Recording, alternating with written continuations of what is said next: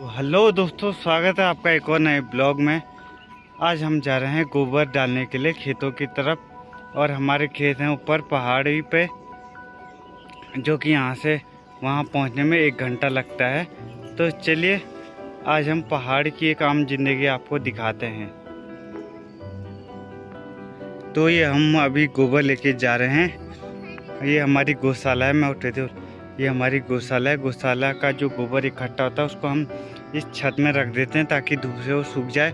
लेकिन आज हम धूप का इंतज़ार नहीं करेंगे, आज हम सुबह ही जा रहे हैं। अभी लगभग 8 बजे हैं और अभी हमें ऊपर जाना है पहाड़ी पे। तो इतनी वैसे हम शाम को गोबर डालते हैं, लेकिन आज जल्दी डालें क्योंकि आज हमारे पास समय बहुत कम है।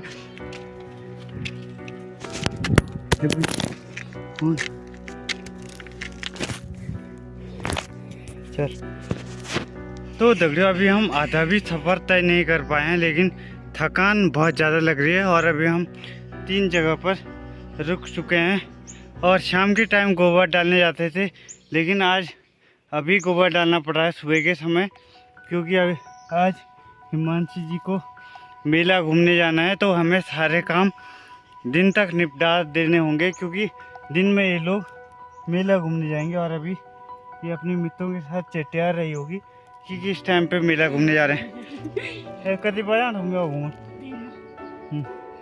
आज गुर भी हूँ। तो दगड़ियों, आज गोबर ज़्यादा भारी हो रहा है, क्योंकि सुबह के टाइम पे, रात के टाइम में पाला पड़ जाता है गोबर में। जो गोबर हमारा गौशाला की छत में सुखाने रखा होता है, और पाले की वजह से थोड़ा भारी हो रहा है। आमतौर पर हम लोग शाम को गोबर डालने जाते हैं, क्योंकि शाम तक धूप से सूख जाता है गोबर और काफ़ी हल्का हो जाता है। लेकिन आज सुबह ही डालना पड़ रहा है, इसके वजह से, पाले की वजह से गोबर बहुत ज़्यादा भारी हो चुका है। तो हिमांशी जी, कुछ कहना चाहते हैं आप गोबर के बारे में? थोड़ा कष्ट तो उठाना ही पड़ेगा। हाँ हाँ, 200 कम कर दिया ज़्यादा बोल तू। और क्या, चाचा जी अभी बता रहे थे गांव में सबसे पुराना मकान इनका है, और लोगों को कॉलोनी मिली है नए मकान बनाने के लिए। कुछ खर्च मिल रहा है, लेकिन इनको कुछ नहीं मिल रहा है, और इनका कमाई का साधन भी मात्र खेती बाड़ी ही है। तो ये अभी बता रहे हैं कि जो मौजूदा सरकार है वो बहुत सारे कहर ढा रही है इन पे। सिर्फ उनको ही मिल रहा है जो पहले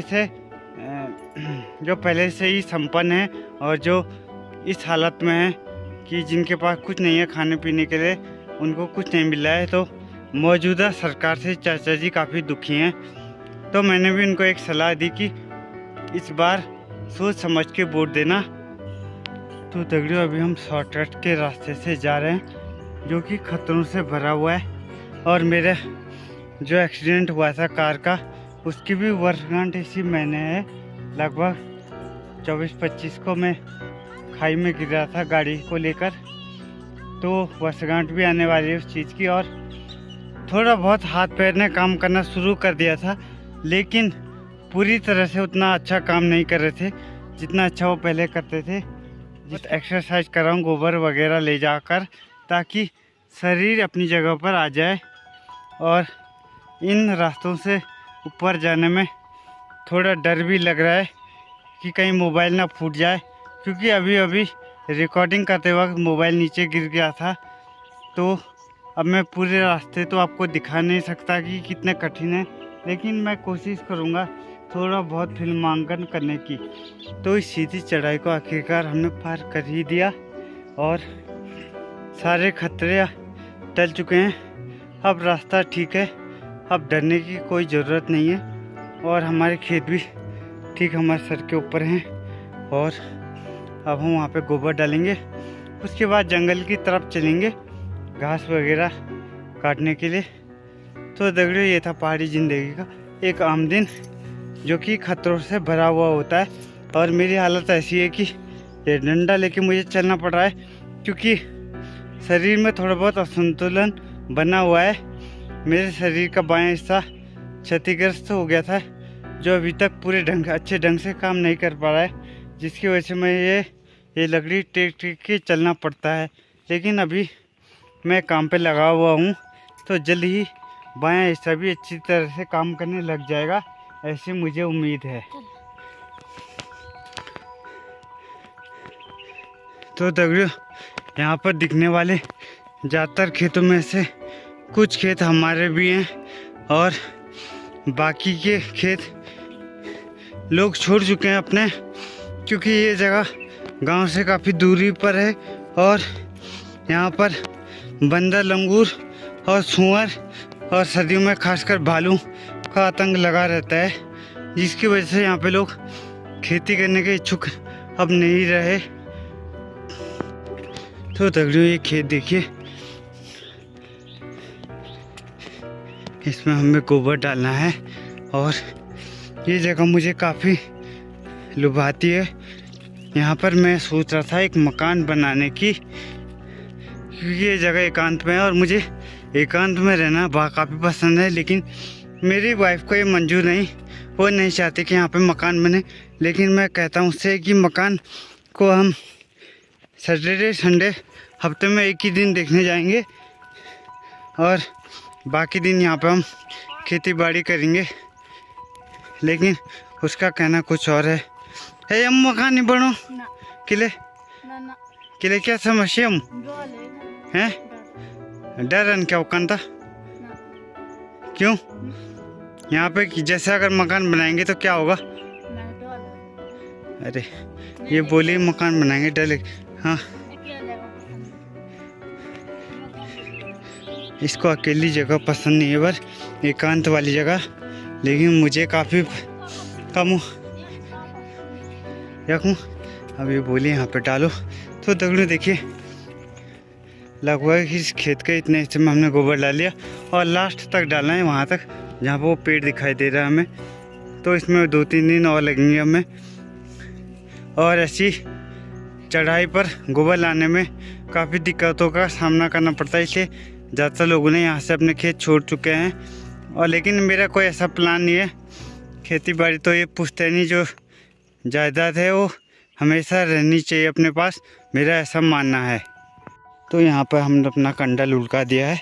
इसके बाद जो गोबर को उडेलना का काम है वो हिमांशी जी अच्छे से कर रही हैं।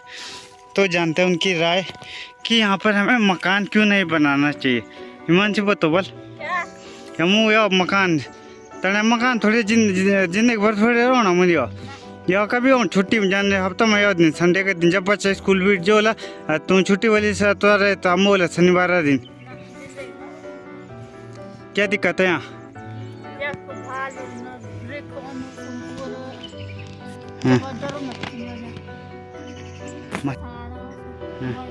तो हिमांशी बोले यहाँ पे भालू, सुअर और जो जंगली जानवर है उनका आतंक तो है ही, लेकिन यहाँ पे मसान और वन देवता वगैरह भी आते हैं। तो मसान मतलब भूत प्रेत से लगा दीजिए आप, और वन देवता मतलब जो होती हैं बाकी आंचरी वगैरह जो मोहित करके ले जाते हैं उनसे मतलब, क्योंकि जंगल है दोस्तों यहाँ पीछे।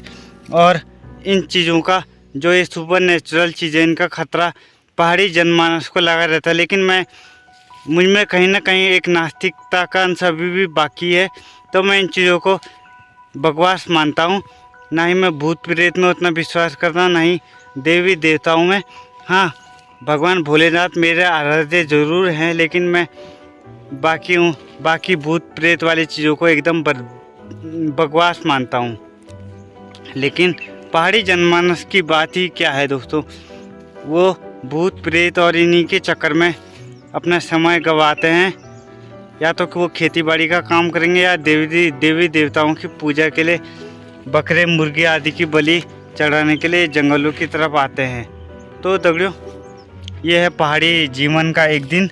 तो अभी हमने गोबर लाके आधा काम कर लिया है, अब आधा काम है अपने भैंसों के लिए भैंसों के लिए गोबर वगैरह इकट्ठा करना, क्योंकि गोबर भैंसों के लिए घास वगैरह इकट्ठा करना, क्योंकि घास वगैरह हम खेतों से भी लाते हैं। लेकिन अब जंगल की तरफ आई रखे हैं तो आज हम समय बचाने के लिए जंगल से ही घास वगैरह लाएंगे। और क्योंकि हिमांशी को आज जाना है मेले में, तो सारे काम हमें दिन के 12 बजे तक निपटाने होंगे और 12 बजे के बाद ये जाएंगे मेले की तरफ। ये है इसका आखिरी छोर और हिमांशी यहाँ से दिखाई भी नहीं दे रही है। तो आप समझिए कम से कम 7-8 चक्कर गोबर के हम दोनों को लाने होंगे, तब जाके ये काम पूरा होगा। 7-8 चक्कर मतलब 15 कंडे हमें गोबर के लाने होंगे ऐसे वाले जो हिमांशी के पास है, तब ये पूरा होगा। और इसके अलावा हमारे और भी खेत, ये अलावा भी हम पुंगड़े गोबर सब हुए, तो इसके अलावा बाकी खेतों में हमने डाल दिया है। इससे पहले हम लगभग 1 हफ्ते से गोबर डालने का काम कर रहे हैं, तो बाकी खेत हमने पूरे कर लिए।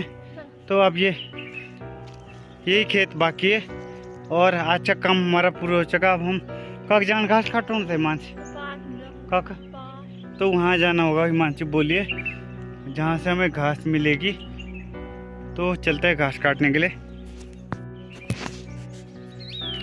तो दगड़ियों ये है था हमारा इस खेत का आखिरी छोर। यहाँ तक हमें गोबर रखना ही पड़ेगा किसी न किसी हाल में, क्योंकि पहाड़ की ज़िंदगी दोस्तों ऐसी है, ये भले हमें खाने पीने का सारे साधन मुहैया कराता है, लेकिन उतना ही कठोर मेहनत, कठोर परिश्रम भी हमें करना पड़ता है। और देखिए ये पानी वाली जगह जो आपको मैंने किसी ब्लॉग में ज़रूर दिखाई होगी, वो ब्लॉग का नाम मुझे याद नहीं आ रहा है। यहाँ से हम पानी वगैरह पीते हैं। और ये जो नीचे आपको छोटे मोटे मकान टाइप के दिखाई दे रहे हैं, इनको मरड़ा बोलते हैं। यहाँ पर लोग अपने गाय वगैरह को बांधते हैं ताकि उनका गोबर यहीं पैदा हो और सर्दियों में इतने बड़े पहाड़ को चढ़ के वो गोबर डालने से बच सके। तो यहाँ पे लोग इसलिए गाय भी बांधते हैं ताकि यहाँ का जो गोबर की ज़रूरत है वो यहीं से पूरी हो जाए, उन्हें गांव आने की ज़रूरत ना पड़े। लेकिन हमारे ऐसे मरड़े नहीं है, इसलिए हमें अपने घर से गोबर लाना पड़ता है, जिसमें काफ़ी ज़्यादा कष्ट भी होता है।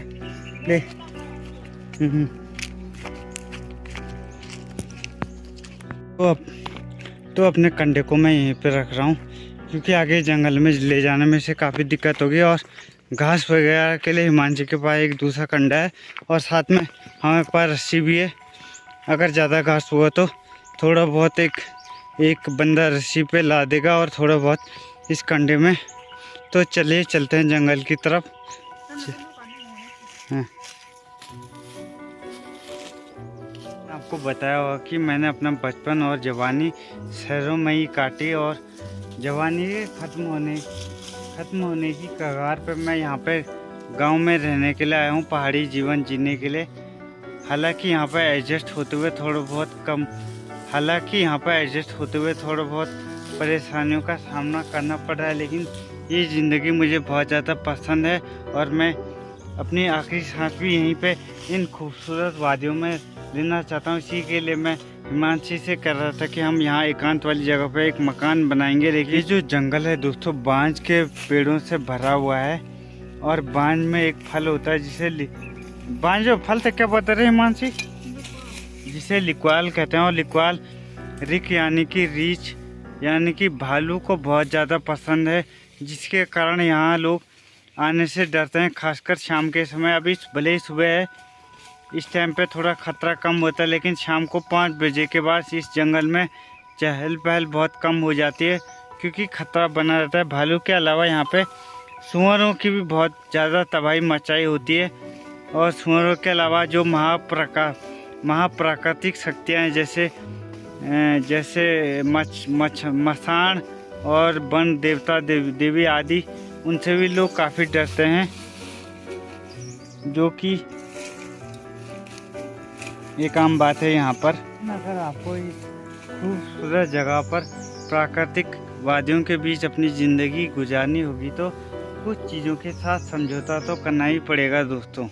तो इतना घास हमने काट लिया है, और अभी हमें थोड़ा और काटना होगा, क्योंकि हमारे पास एक भैंसा है और एक भैंसे का बछड़ा भी है। तो हमें ज़्यादा घास की ज़रूरत पड़ेगी, और हिमांशी काट रही है। लगता है इस जगह से पूरा घास हमें नहीं मिल पाएगा। इसके बाद हम आगे ऊपर की तरफ चलेंगे, ताकि ज़्यादा से ज़्यादा घास ले जाकर घर तक रख सकें और पूरा दिन हमारे पास बच सके हमारा। पर्वत कहता शीश उठाकर तुम भी ऊंचे बन जाओ, सागर कहता है लहराकर मन में गहराई लाओ, पृथ्वी कहती है धैर्य ना छोड़ो, कितना ही हो सर पर भार, नभ कहता है फैलो इतना, ढक लो तुम सारा संसार। तो दगड़ियों सोहन लाल द्विवेदी जी की इन कविताओं से मुझे प्रेरणा मिलती है इन प्राकृतिक नज़ारों के बीच रहने की। अच्छा, तो मोहतरमा अभी देख रही है कहाँ पे काटा जाए घास, क्योंकि हमारा घास पूरा नहीं हो पाया है और आधे घास के साथ हम घर नहीं जा सकते, इसलिए थोड़ा और आगे घूमना पड़ेगा हमें देखने के लिए कि कहीं पे घास मिलता है या नहीं।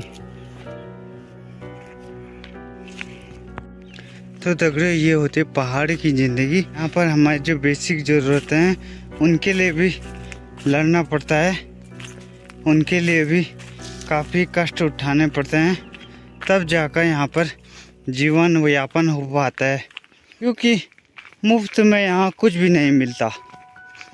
और ये जो मकान है वो हेमंत नगरी के हैं, जो हमारे गांव के सबसे टॉप पर हैं। और यहाँ से कितने नीचे दिखाई दे रहे हैं अभी देख ही रहेंगे, और हम अभी कहाँ पर हैं, कितनी ऊंचाई पर हैं, इस बात का अंदाज़ा आप लगा ही पा रहे होंगे, ऐसी मुझे उम्मीद है।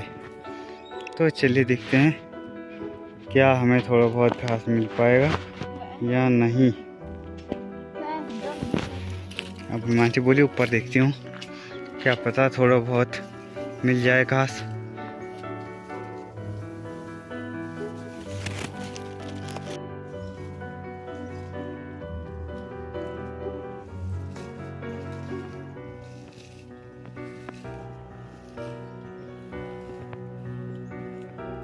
तो दगड़ियों हमारा घास का काम पूरा हो चुका है। और हिमांशी जी कितना टाइम लगा घास में? अब मिली नहीं? आज तो नहीं हुआ अभी, आदत वही बोल। तो हिमांशी जी अभी संतुष्ट नहीं है, क्योंकि घास पूरा बोली कि और ज़्यादा ले जाना था, लेकिन नहीं मिल पाया। तो दगड़ियों देखिए ये भी एक बड़ी विडम्बना है कि प्रकृति हमें इतना सारा दे रही है, लेकिन हम उसमें भी संतुष्ट नहीं है, हमें और चाहिए। और इसी चक्कर में हम जो इस पर्यावरण है उसका नुकसान कर देते हैं। थोड़ा बहुत हमें संतुष्ट भी रहना होगा, तभी हमारा पर्यावरण बचा रहेगा। और पर्यावरण अगर बचा रहा तो हम भी बचे रहेंगे। नहीं मानस हुए कि नहीं थे आकाश नहीं हुआ अभी पर उनका क्या वहाँ। अच्छा हिमांशी बोले दो गट्ठा और हो जाते तो मज़ा आ जाता।